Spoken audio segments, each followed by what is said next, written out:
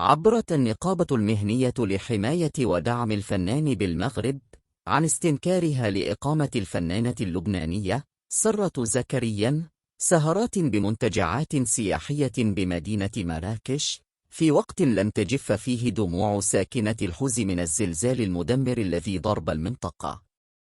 واستغربت النقابة في بلاغ لها اطلع عليه موقع عبر التكون أنه في الوقت الذي أصبحت فيه مراكش قبلة لكبار العظماء في كل المجالات ستفتح أبوابها وتفرش نخيلها الحزين لاستقبال سرة زكريا دون مراعاة مشاعر المغاربة دون احتساب قيمنا الأخلاقية والدينية الأصلية.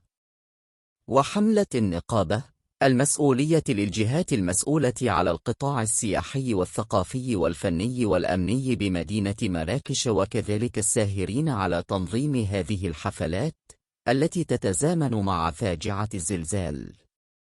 وشددت النقابة المهنية لحماية ودعم الفنان بالمغرب على أنها ليست ضد الفن والإبداع ولكنها ضد التحريض على الفاحشة بأغاني دنيئة ورقص إباحي يدنس المدينة. وأشارت النقابة إلى أن نقابتين فنيتين بدولتين عربيتين منعتا دخول المدعوة الفنانة سرة زكريا إلى أراضيها ومنعها من إحياء الحفلات.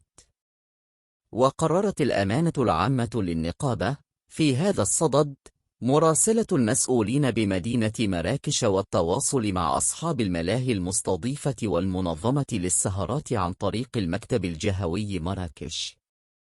وفق البلاغ ذاته